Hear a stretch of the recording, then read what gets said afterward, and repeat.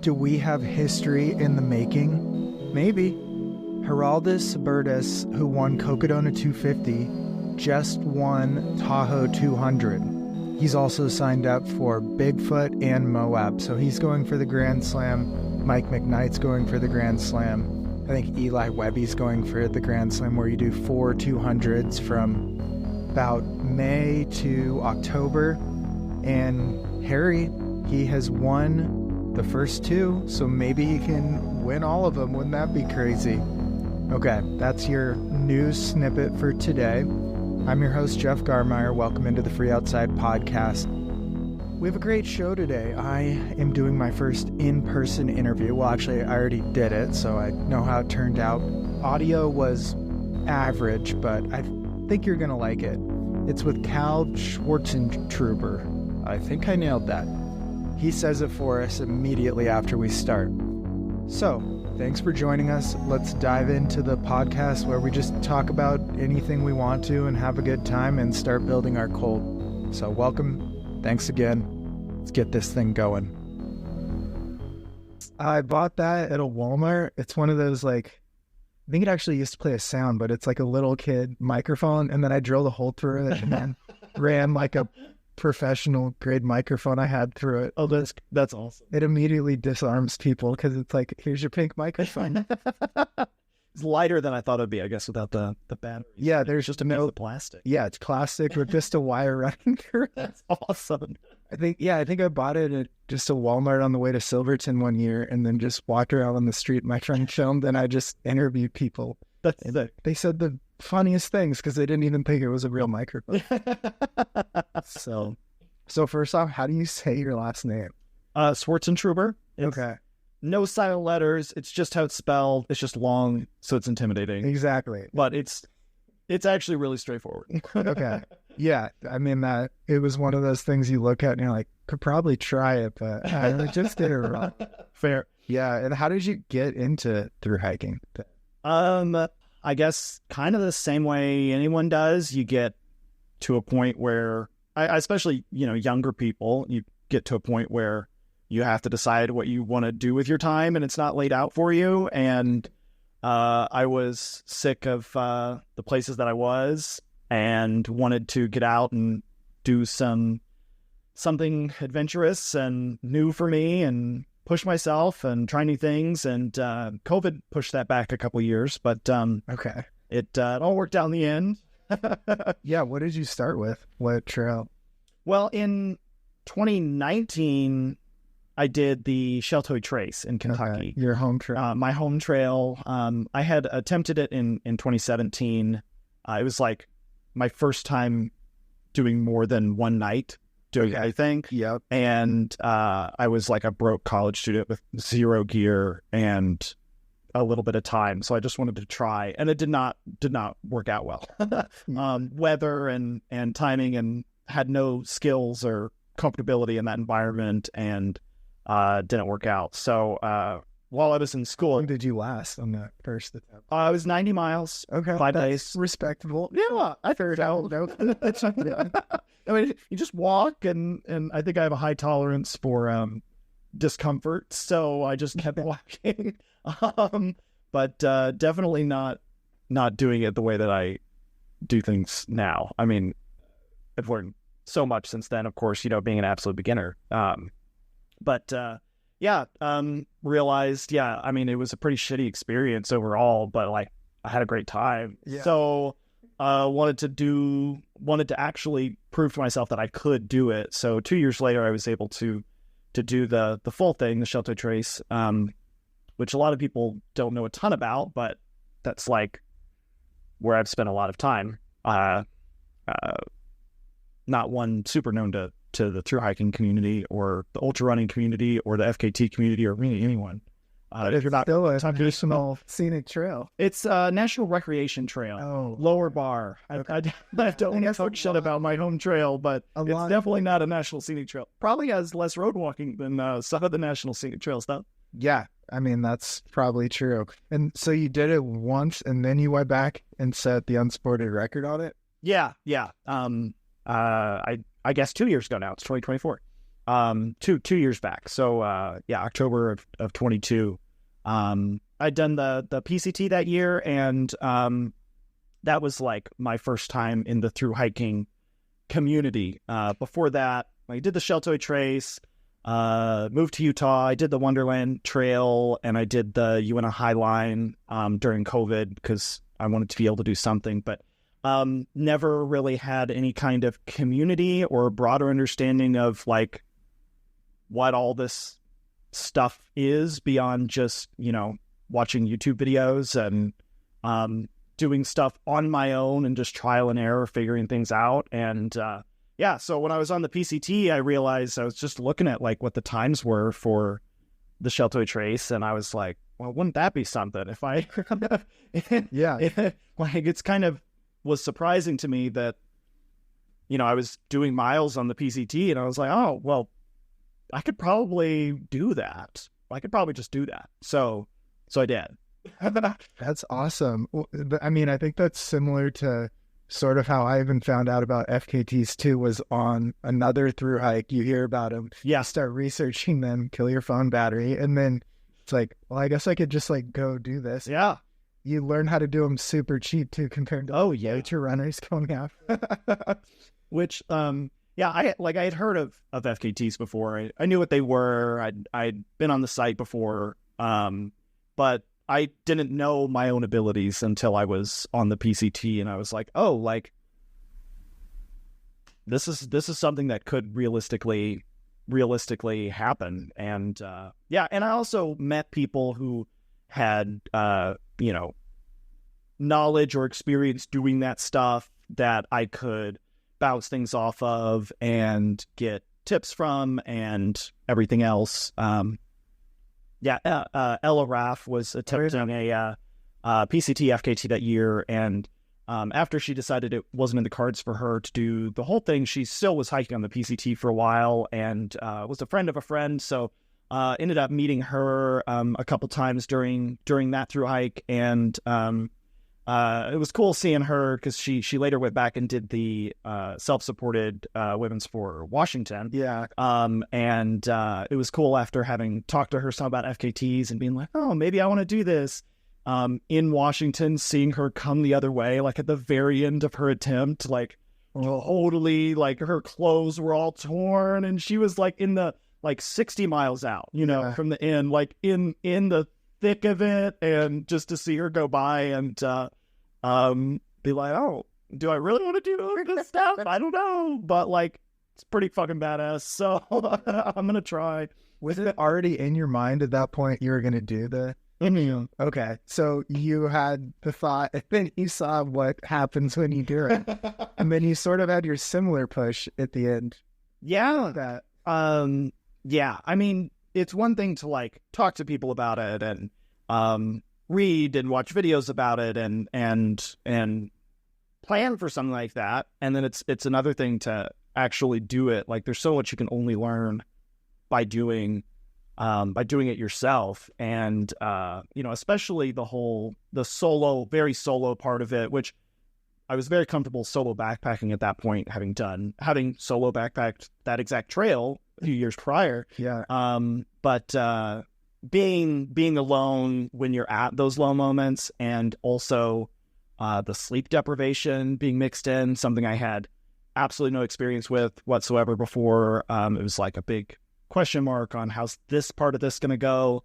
And at the end, I mean, it was a 7.5 day effort, like 7 days, 11 hours, some change. And, like 5 or 6 days in, I was like, I mean, this is my first time attempting something like that. And it was 5 or 6 days in, I was not doing well, like with the mental aspect and the sleep deprivation. And I ended up getting stress fractures in both of my feet. So like I was in a lot of pain, and I was like contemplating like what I wanted to do about it. My mileage dropped significantly. Didn't really know how to handle myself in that setting because I just hadn't done it before. And when I was on night 6, I was looking at the mileage and looking at what was left and realized, okay, I either get up and do this last push through the night and finish, or I go home, because something's going to have to break. And if I keep going this way, I'm not going to get the FKT. So why am I putting myself through all of this awful whatever? How many miles out are you when you start going through this? When I that last night that I got to sleep, I woke up, and according to Far Out, it was 87.3 to the end. So your thought is, I have to push through 87 miles or I should just go home. Yeah. After already doing 240 miles or... Yeah, 250, 240, something like that. But it's the kind of I knew if I went home, if I didn't see it through to the end, I was just going to have to come back. Yeah. Because now I had done 6 days of that, and I knew, okay, I made a lot of mistakes in the whole learning. You try to learn, and I made a lot of mistakes. So I knew that I went home, then I would just be home being like, okay, got to try this again. And next time I'm going to do this, I'm going to do this, I'm going to do this, and whatever. And I would just be back. And so it didn't make sense to me to do that when there was still even a remote possibility of me just doing it then.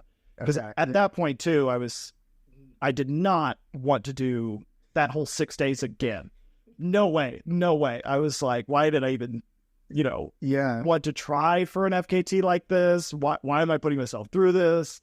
I don't want to ever do this again. If I go home now, I'm going to have to do it again. And if I finish, I don't have to do it again. So yeah, compared to Jason Wishy's done it 3 times now. Yeah, which is nuts.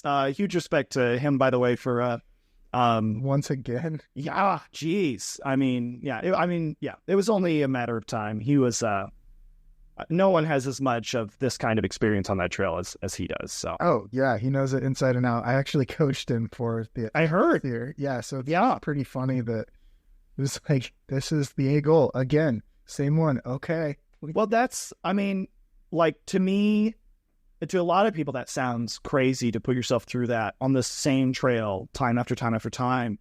But now, having done an FKT on that trail, it's my home trail. I have a connection to it. This is where I learned to backpack.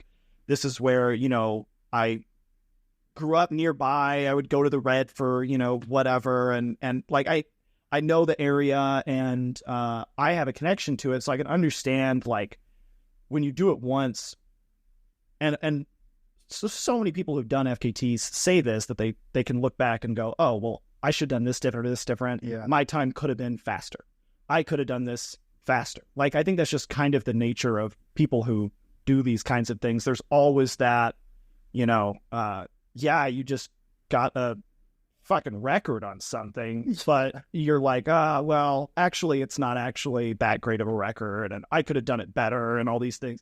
And so I can definitely understand being okay, well, next time when I go back, I'm going to change these things and we're going to go faster. And then next time we're going to go faster and we're going to do this different, or all of that. So I definitely understand it, even though, I'm certainly not going to do it. Okay. I was wondering where that was leading. No. Oh, no.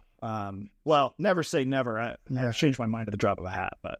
Yeah. So at the start of your first FKT, knowing it's over 7 days, what are you thinking when you start that thing? It's so hard to start from mile 0 on those, and knowing how hard to push that is. Especially with, unsupported, heavy pack. I think mainly I was just happy to still be at that point. I was feeling good. So I was just happy to be there.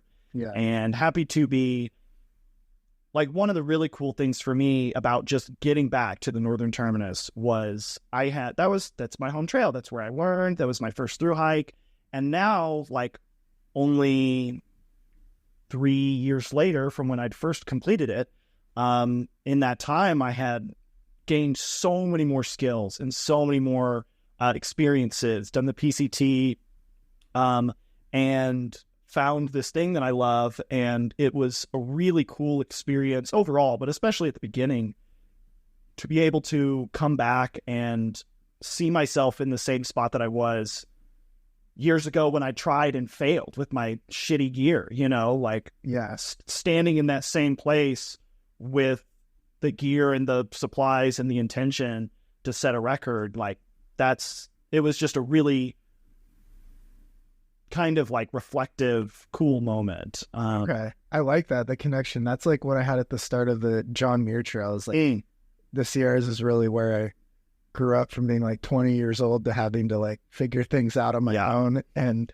it was like a really empowering thing. And it's like, now I'm standing here trying for this record that I thought was insane. So it is a really cool thing. And it adds this other level of motivation in an FKT when you have that through connection, whereas someone from somewhere else travels out there, they don't have that same connection. No, yeah.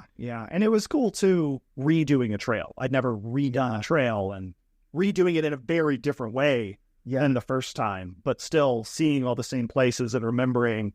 And okay. It was a cool start that devolved at some point, but at the beginning I was feeling really good. Yeah.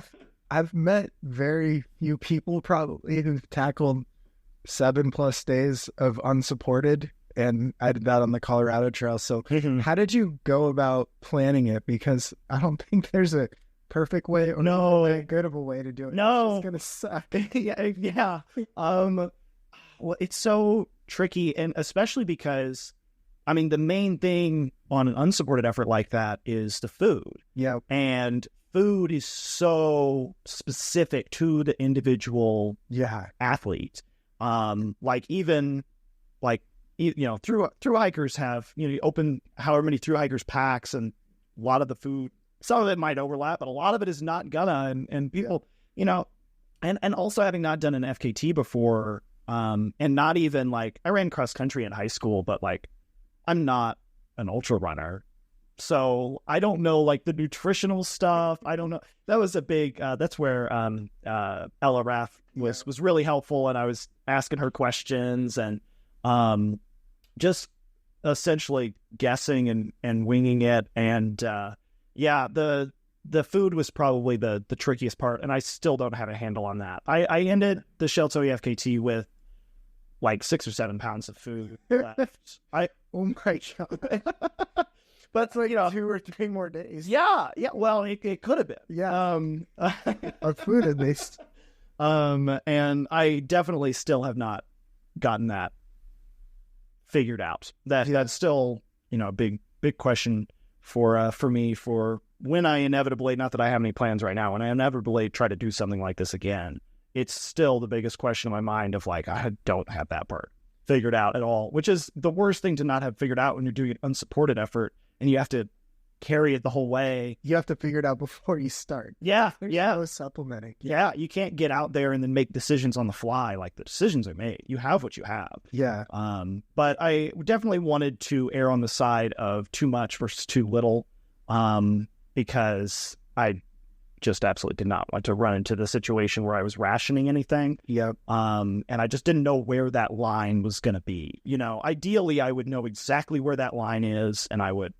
But it's the same thing as the first experience on the Shelto, where 90 miles is amazing for a first backpacking trip, but you don't know anything to build off of. Like, in an FKT unsupported that long, you need like some experience to even adjust your mind. Yeah. No, absolutely. Did you portion out each day? That's one thing I did. I did. Mainly because I wanted, again, trying to prevent the rationing thing happening later. If it's portioned out ahead of time, I can much more easily do keep things efficient at camp and transfer the day over quickly. So that I just, boom, there's your next day. It's all you're going to need until you get to camp, and I could also prevent, have a clear line of, when this amount of food is done, I'm breaking into the next day. Yeah. The first couple days I did eat everything, and then it just became harder and harder to get anything down, and hence why I ended up with so much food at the end. Yeah, this thing I did on the Colorado Trail was I would trade things from today to tomorrow. I want something salty, so I'll trade this bar for something salty more for the same calories. Did you do that kind of thing? I don't think I did. I was pretty disciplined. Okay. I think, well, one thing I was realizing and running into is like the further I went, the harder it was to eat and to keep down anything solid. And all I had was solid food. Yeah. Like, it was thru-hiker food. Yeah. Yeah. Well, you just set out the PCT, so that was probably going to be what you were used to. Yeah. Like I wasn't going to try a bunch of new stuff on an attempt like this. I was going to stick with what I knew. Yeah. What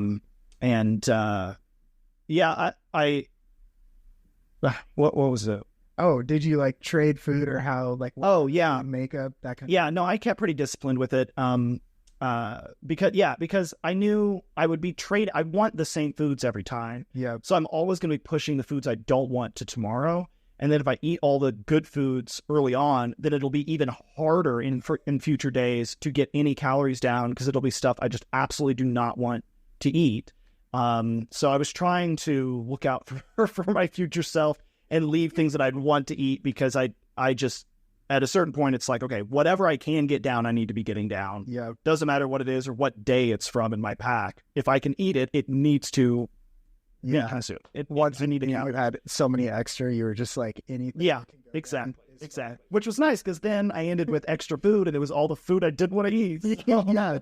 Well, that's good to know for next time. Yeah, exactly. Well, I didn't really learn my lesson because the next FKT I did, I also ended with a bunch of extra food. Okay. Again.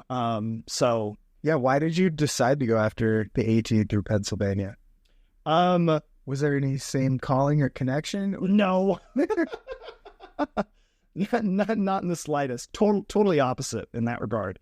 And so this year I did the AT, and as part of my thru hike, I did Pennsylvania unsupported FKT, and it was Tahoe. So you starting Pennsylvania, you're like switching to FKT mode, and then you're like back to thru hiker mode. Yeah, that's exactly what happened. No, I had no plans to do it when I started the AT. Wow.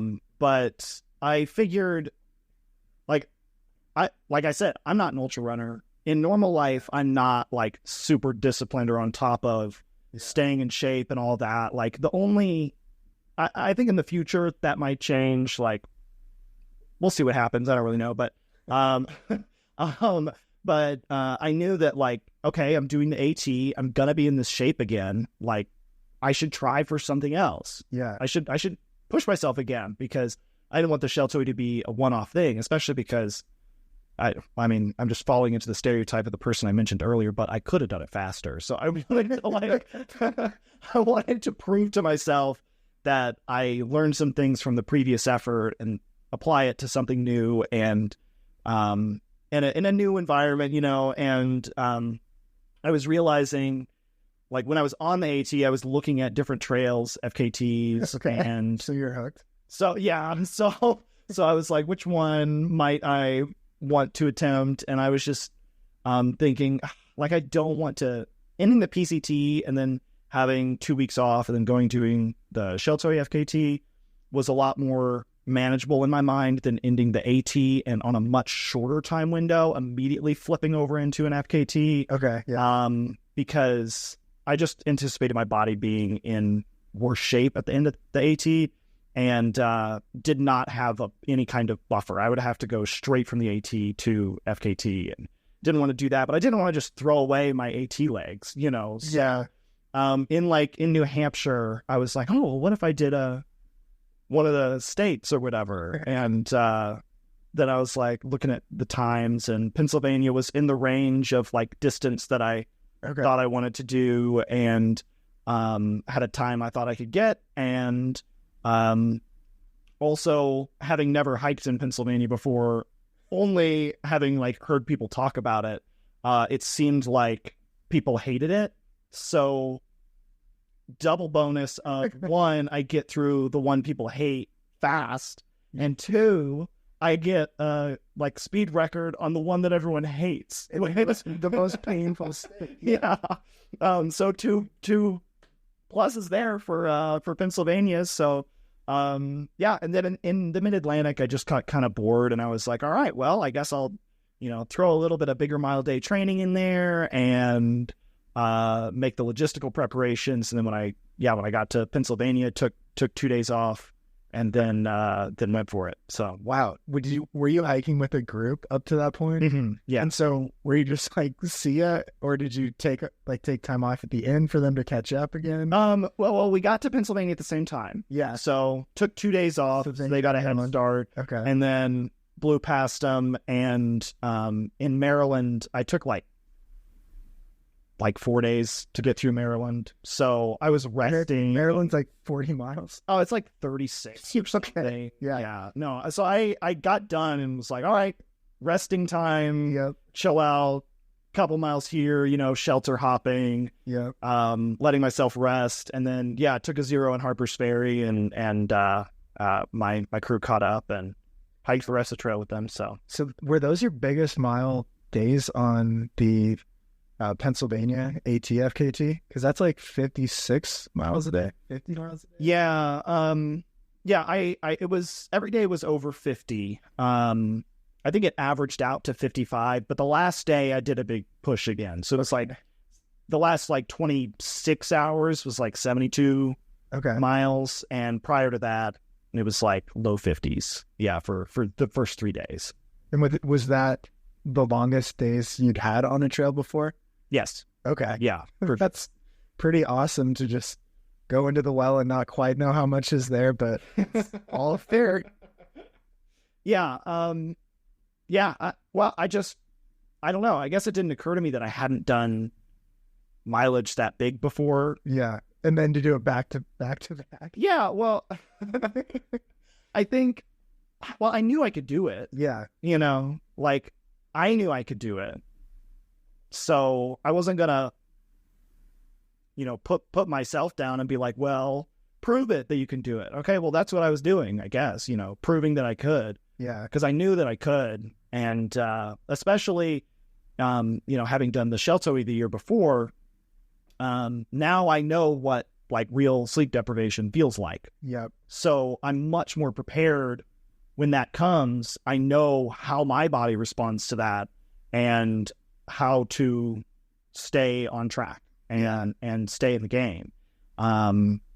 So I knew I could do it faster, average daily mileage than the Sheltoe. I knew I'd do it faster. So, especially when, the elevation is minimal. It's mainly rocks. Yeah. And you have less weight terrain too, if it's for. Yeah. Less weight. Yeah. I got to Delaware Water Gap and mailed forward a bunch of stuff to Maryland. I like it. And got a couple replacement items sent from home. Yep. And did a changeover. And then, when I got to Maryland, just did the reverse changeover or whatever. So it just feels so old school and cool to just be like, well, in the middle of this, I'm going to just throw in an FKT and then keep on hiking.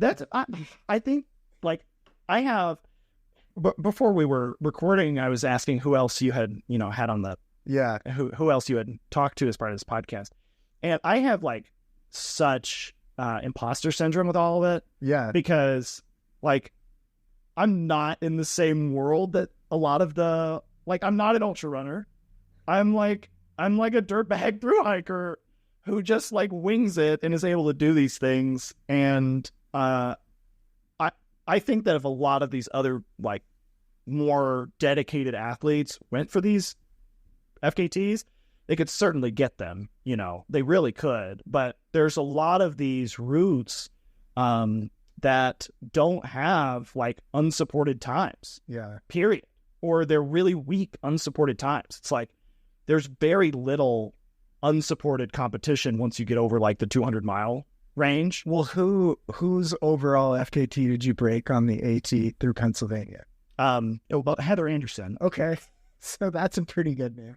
Yes, true. However, on the flip side of that, I'm in my mid-20s, prime physical condition. Yeah.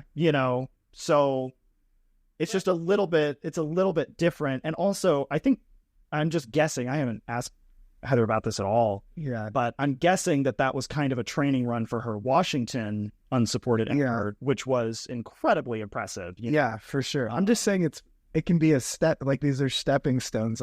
55 miles a day for five-ish days is pretty stout for most records. And I think it is that thru-hiker style that when you get in that 200 plus mile range, it really trumps ultra runners who are so inefficient when there's things to take care of and problem solving. Like thru-hiking, you can solve problems on the go. You can tape up a cut on your finger while putting miles in. Yeah. That's so different than an ultra runner. For sure. And I think a lot of it's almost like two different sports. There's a ton of overlap, but ultra runners, they like ultra running. They don't want to do the unsupported. Like a lot of them, maybe physically, like if they trained for it, if they got some more experience, could do it. Like if they learned how to work on the go and have different gear set up or whatever, they could physically, they could do it, I think.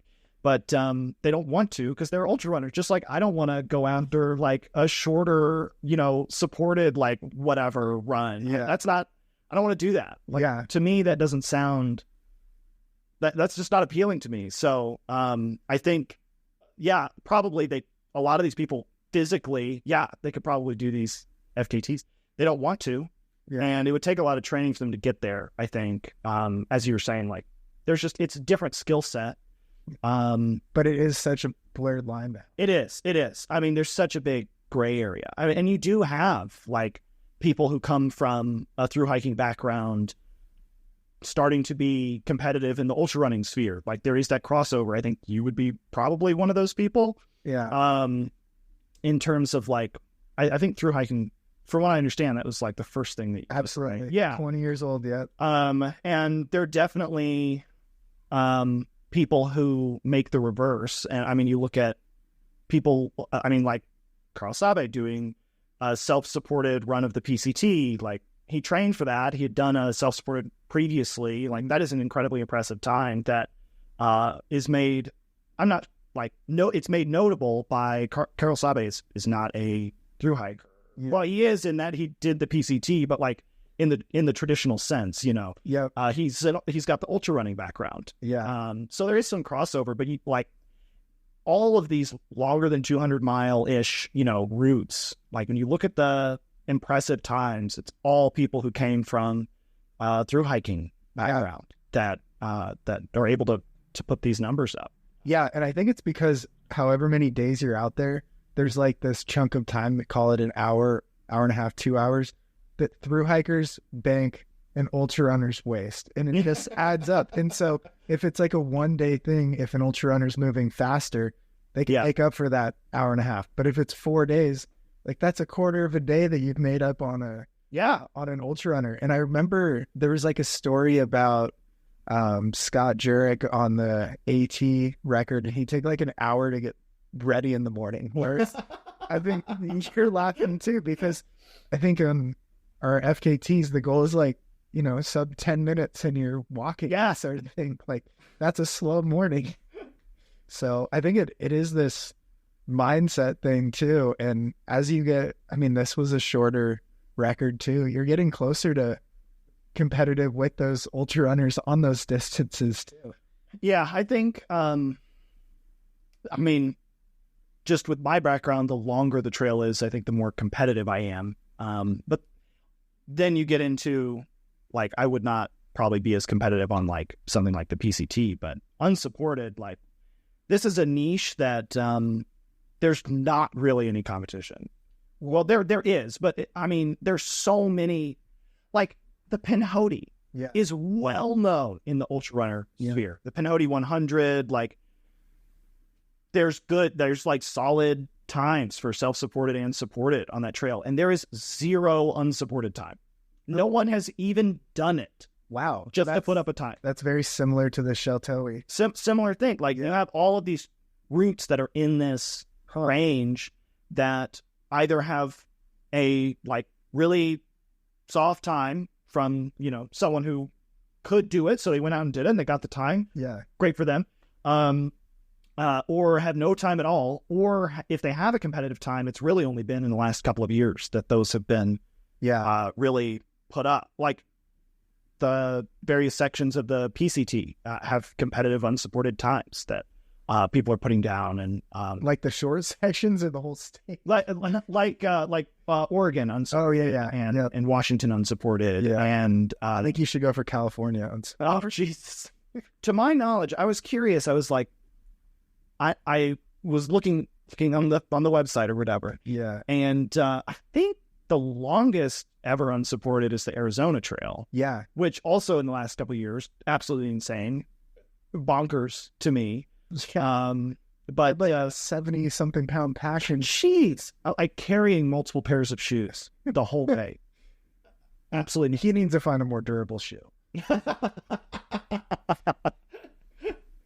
That's ways to it. Well, it sounded like, now I only ever listened to the FKT podcast.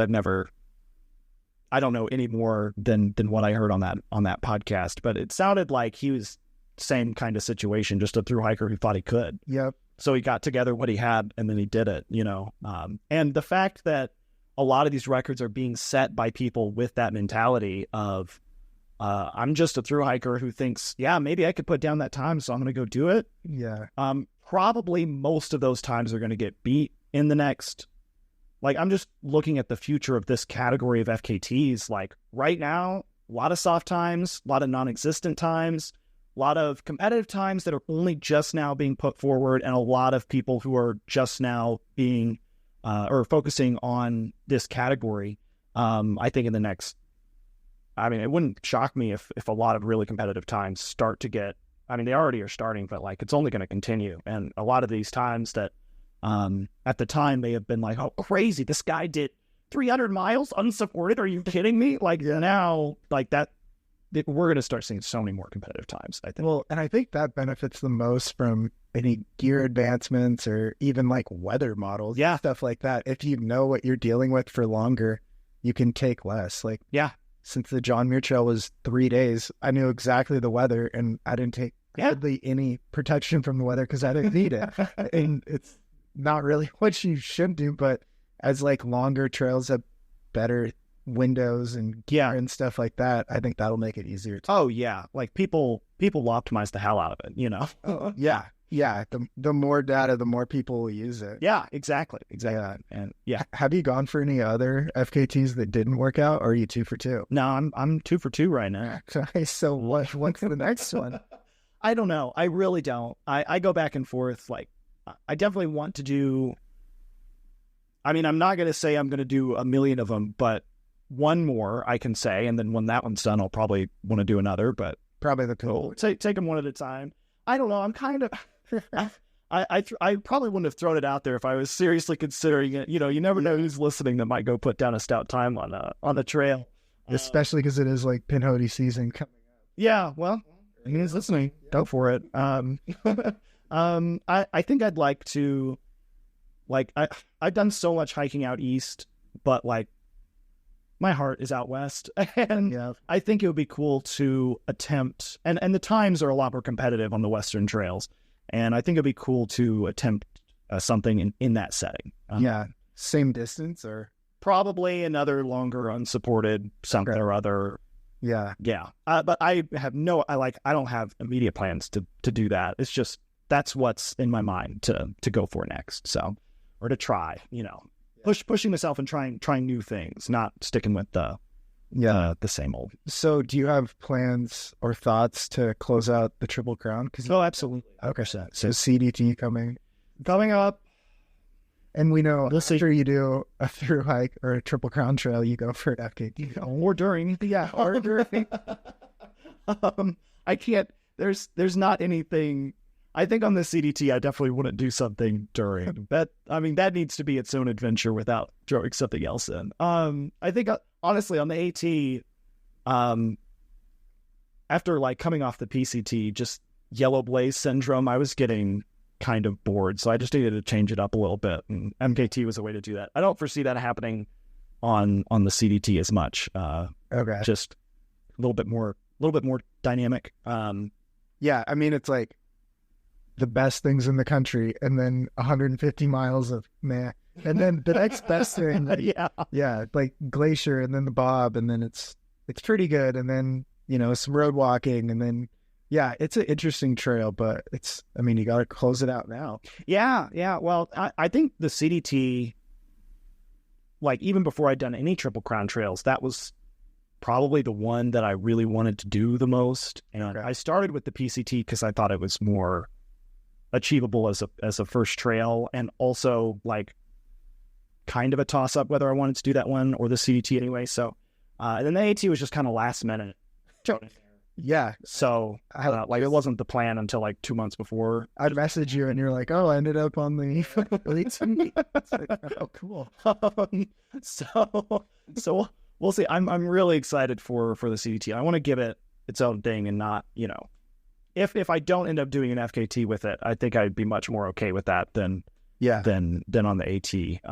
Well, all the side shoots and trails. Yeah. Check out multiple things in Glacier, the Winds, Colorado. I think that's the way to do that one. Yeah. Yeah, there's just so much to explore in these individual places that it's like bust your ass to get between them and then spend multiple days. Do side trails and all that. Yeah, no, absolutely. I'm stoked. I think I'm going to make it happen as soon as I can. So if it can't be this year, then it's got to be next year. So we'll see what happens. Yeah. Okay, last topic. AT versus PCT. What do you like better? What's harder? What's the breakdown? Because everyone is so accessible. And people are so passionate. And I understand, because I can be passionate, so I can understand other people's passion. So I'm not going to say anything that's going to offend anybody. Or maybe I will. PCT is my pick. Yeah. I would do the PCT over and over and over and over and over again. I loved that trail. And the AT, I had a fantastic time. Wouldn't change anything about it and don't regret a second. However, I don't know that I'll ever do that one again. That's for a number of reasons. But they say everyone's going to pick their first trail, But that being said, I do know a lot of people who did the AT first and still say the PCT. So yeah, the PCT just bang for buck. You don't have to work that hard. No, yeah. It's just amazing the whole way and well taken care of, and so many switchbacks. Logistically pretty simple, like not compared to the AT, but compared to pretty much anything else, it's pretty straightforward. And downsides are when you descend San Jacinto, you have 26 miles of switchbacks. It is so gradual, that trail, that it will frustrate you, but other than that, it's perfect. But you get a view the whole way down. The same view. But it's a view. It is, yes. Very true. Yeah, the 18, you can work for 2 hours, get to the top, not a single view. Yeah, if that were the AT, there would not be any switchbacks, straight up. And it would have been, in trees the whole time. Probably like a man-made, carved-out view, like 3/4 the way up, and that's probably what you'd get. Yeah, it is different too. Even the marking techniques, like Blazing versus PCT, is just intuitive sort of. Where's the rut in the ground? That's the PCT. There you go. Turn off it. Go the most logical way. You're on the PCT. Yeah, exactly. Cool. Well, thanks for doing this. Yeah. Thanks for making the time while I'm passing through. Yeah, absolutely. Yeah, it was super fun, and can't wait to see you hike yourself into shape for the next edit. It's the coolest training style, because it's like, what is exactly like what I'm going to do? Hiking. Okay, I'll start hiking, and then I'll do my FKT. Well, it's almost like, the training is the point, and the FKT is just like the bonus at the end. Yeah, it's like, I'm not ready to have post-hike depression, so let me do one really hard hike, and then I will crave it. I'm gonna go so hard that I injure myself so that I have to rest for a little bit. That's exactly there. Thanks for listening to the Free Outside podcast. Once again, congratulations to Harry on his second 200-mile win of the year. And we will just be back on Monday. Thanks again for joining. 5-star reviews. You can watch all these on YouTube. Love you guys. Stay elite, my friends.